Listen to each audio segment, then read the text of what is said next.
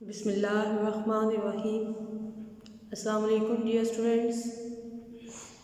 آج ایجوکیشن کا ہمارا لیکچر نمبر 20 ہے۔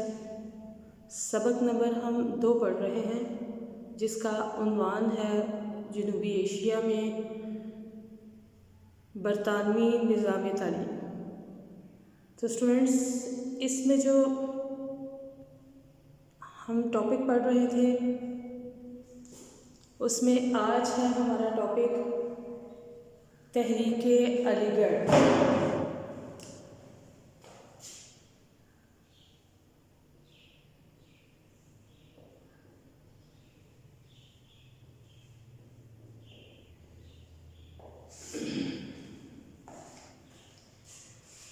اسٹوڈنٹس ہمارا جو یہاں کورس میں کوشچن شامل ہے وہ تحریک علی گڑھ کے اسباب اور سر سید احمد خان کی تعلیمی خدمات۔ تو ہم تھوڑا سا یہاں اس کا پہلے پس منظر پڑھیں گے۔ 1857 کی جنگ آزادی کی ناکامی کے بعد انگریز جو ہے وہ مکمل طور پر ہندوستان پر انہوں نے قبضہ کر لیا اور وہاں ایسٹ انڈیا کمپنی کی بجائے جو ہے وہ برطانوی حکومت نے جو ہے ہندوستان کو براہ راست اپنے کنٹرول میں لے لیا اور وہاں کا جو آخری مغل بادشاہ تھا بہادر شاہ ظفر، اس کو انہوں نے معزول کر دیا اور جلا وطن کر دیا۔ اور انگریز جو ہے انہوں نے جنگ آزادی کی ناکامی کی ساری ذمہ داری جو ہے تمام تر ذمہ داری مسلمانوں پر ڈال دی اور پھر اسی وجہ سے مسلمانوں کو ناقابل بیان مسائل اور مشکلات کا جو ہے وہ سامنا کرنا۔ انگریزوں نے مسلمانوں کا جو نظام تعلیم تھا وہاں اس کو ختم کیا اور اپنا نظام تعلیم وہاں رائج کر دیا۔ اب وہاں جو ہندو تھے انہیں تو کوئی فرق نہیں پڑتا تھا اس چیز سے، کیونکہ وہ پہلے مسلمانوں کے غلام تھے اور اب وہ انگریزوں کے غلام ہو گئے اور ان کے وفادار ہو گئے، اور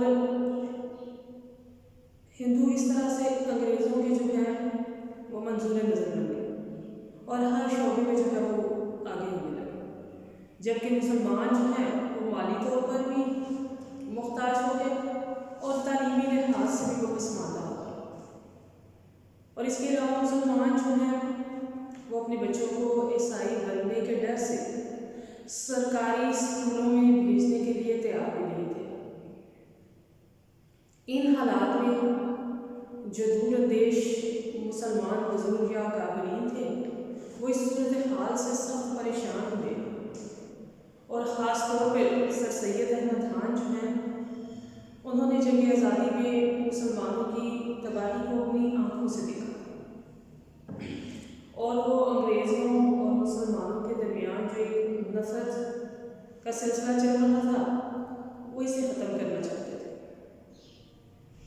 سر سید احمد خان نے ان حالات میں بڑی سوچ بچار کے بعد تعلیمی ترقی کی تحریک شروع کی اور تاکہ وہ مسلمانوں کو جو ہے اس پستی سے نکالیں اور ایک منظم اور باوقار قوم بنائیں۔ انہوں نے مراد آباد اور غازی پور میں جو ہے وہ مختلف مدارس قائم کیے، لیکن علی گڑھ میں جو انہوں نے مدرسہ قائم کیا وہ ترقی کرتے کرتے باقاعدہ ایک تعلیمی تحریک کی شکل اختیار کی اور اسی تحریک نے آگے چل کر مسلمانوں کے مستقبل پر جو ہے نہایت اچھے اور دوررس اثرات جو ہے مرتب کیے۔ اب ہم یہاں دیکھتے ہیں کہ سر سید احمد خان کی جو تعلیمی خدمات ہیں وہ کیا ہیں۔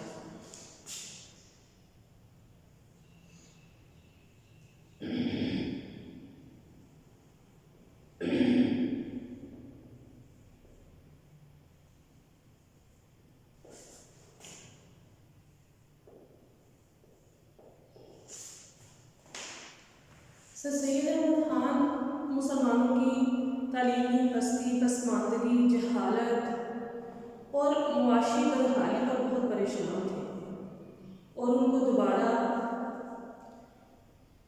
اس عملی زندگی، عملی دھارے میں شامل کرنے اور ان کے بارے میں انگریزوں کے دلوں میں پائی جانے والی جو غلط فہمیاں تھیں ان کو دور کرنا چاہتے تھے۔ انہوں نے اس چیز کو بھانپ لیا تھا اگر مسلمان جو ہیں جدید تعلیم سے اسی طرح دور رہے تو ہندوستان میں ان کو ہندوؤں اور انگریزوں کی دوہری غلامی جو ہے وہ کرنا پڑے گی۔ چنانچہ انہوں نے بڑے غور و فکر اور سوچ بچار کے بعد بہت سے جو ہے وہ عملی اقدامات کیے جو آگے چل کر مسلمانوں کے لیے بے حد مفید ثابت ہوئے۔ تو ہم یہاں جو ہے سر سید احمد خان کی جو تعلیمی خدمات ہیں جو انہوں نے مسلمانوں کی بہتری اور بھلائی کے لیے اٹھائے، ان کا ہم مختصر سا جو ہے وہ جائزہ لیتے ہیں۔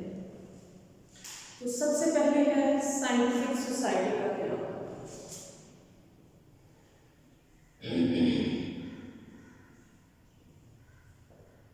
سائنٹیفک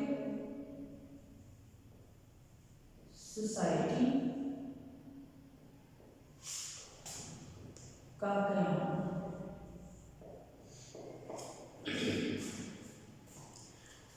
مسلمان جو ہیں ان کو جدید سائنسی علوم سے آگاہ کرنے کے لیے سر سید احمد خان نے اپنے قیام غازی پور میں، یعنی جہاں وہ قیام پذیر تھے، 1864 میں ایک ادارے کی بنیاد رکھی جس کا نام سائنٹیفک سوسائٹی تھا۔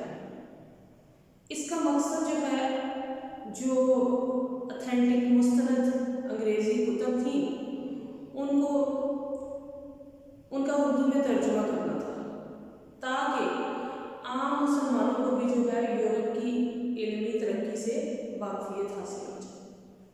سوسائٹی کے دفتر میں انگریز اور مسلمان اصحاب جو ہیں اصحاب فکر جمع تھے، مفکرین جمع تھے، اور وہ جمع ہو کر مشترکہ مفادات جو ہیں اور باہمی دلچسپی کے جو امور ہیں ان میں وہ اپنے جو آئیڈیاز ہیں وہ ایکسچینج کرتے تھے، تبادلہ خیال کرتے تھے۔ اس سوسائٹی نے چند برسوں میں بہت سی انگریزی کتب کا اردو میں ترجمہ شائع کیا۔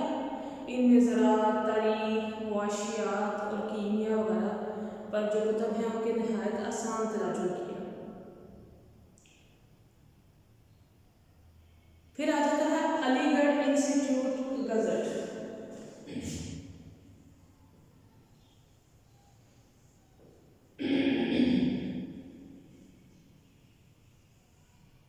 علی گڑھ انسٹیٹیوٹ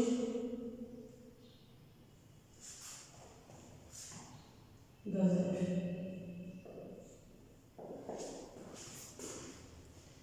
سائنٹیفک سوسائٹی نے علی گڑھ گزٹ انسٹیٹیوٹ کے نام سے مارچ 1866 میں ایک ہفتہ روزہ یعنی ویکلی اخبار جو ہے شائع کرنے کا آغاز کیا۔ یہ اخبار کچھ عرصہ بعد سہ روزہ یعنی 3 دن کے بعد شائع ہونے لگا۔ اس کے 2 بڑے مقاصد تھے۔ پہلا مقصد تھا انگریزوں کو ہندوستانی باشندوں کے جذبات و احساسات سے آگاہ کرنا، اور دوسرا مقصد تھا ہندوستانیوں کو انگریزی نظام حکومت سے آگاہ کرنا یا ان کی پالیسی سے آگاہ کرنا یا روشناس کرانا۔ یہ اخبار انگریزی اور اردو دونوں زبانوں میں شائع ہوتا تھا۔ اس کا ایک صفحہ انگریزی اور دوسرا اردو میں ہوتا تھا۔ اس طرح یہ بیک وقت 2 زبانوں میں شائع ہوتا تھا۔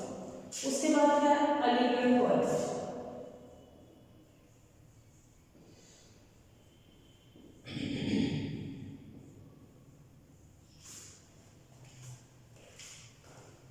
علی گڑھ کالج برطانیہ میں قیام کے دوران جب سر سید احمد خان وہاں تھے، انگریزی تعلیمی نظام اور تعلیمی اداروں کا غور سے مشاہدہ انہوں نے وہاں کیا۔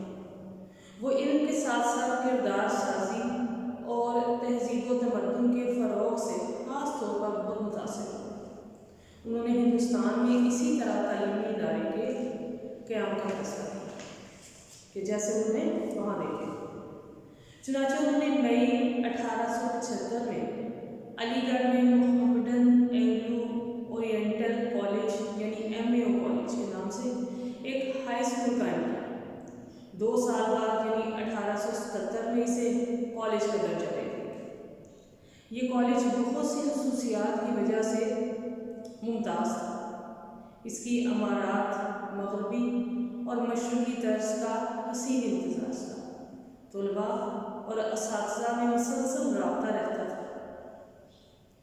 یہ ایک اقامتی ادارہ تھا، یعنی یہاں ہاسٹل کی سہولتیں موجود تھیں۔ ابتدا میں صرف خاص طبقے کے لوگ جو ہیں، بچے جو ہیں، اس میں داخلہ لیتے۔ آگے چل کر یہ محض ایک تعلیمی ادارہ نہ رہا بلکہ ایک بہت بڑی تعلیمی تحریک کی شکل اختیار کر گیا۔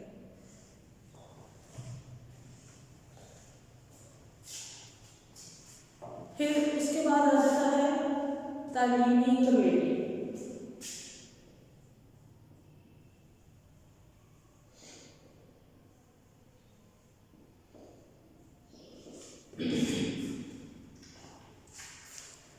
برطانیہ سے واپسی پر جو ہے سر سید احمد خان نے ایک رسالہ جو ہے وہ شائع کرنا شروع کیا، جس کا نام تھا تہذیب الاخلاق، اور اس کا مقصد تھا کہ مسلمانوں کو تعصبات سے پاک کیا جا سکے۔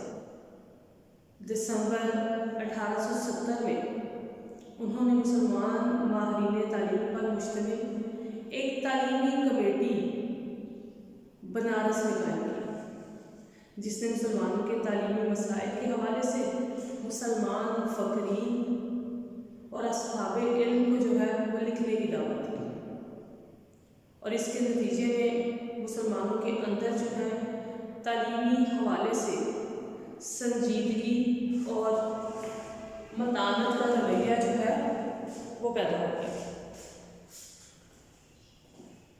اور وہ اس تعلیمی کمیٹی کا حصہ بن کر اس تحریک کا بھی حصہ بنا۔ پھر ہے محمدن ایجوکیشنل کانفرنس۔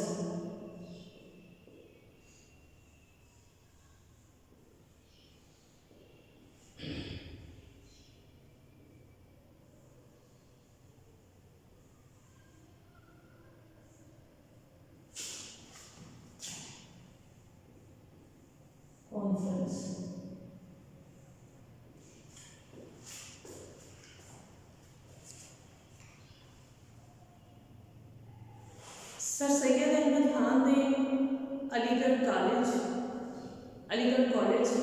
قائم کر کے اپنے خواب کو جو ہے وہ عملی تعبیر دی تھی، یعنی ان کا خواب تھا کہ مسلمان جو ہے اچھی سے اچھی تعلیم حاصل کرے اور مغربی علوم کو بھی جائے۔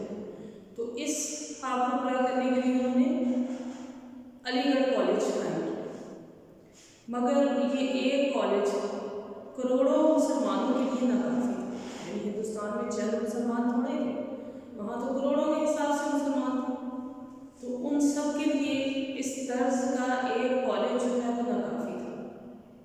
چنانچہ انہوں نے محمدن ایجوکیشنل کانفرنس کی بنیاد رکھی، جس کا پہلا اجلاس جو ہے 17 دسمبر 1886 کو ہوا۔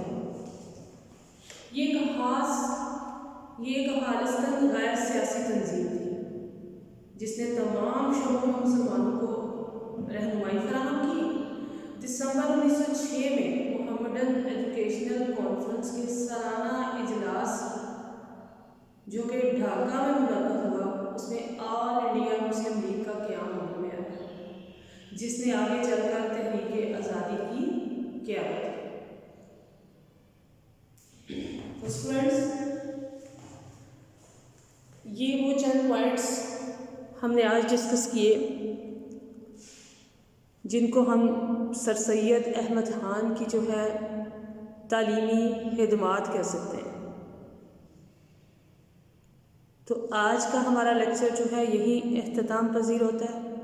نیکسٹ لیکچر میں انشاءاللہ پھر حاضر ہوں گے. اللہ حافظ.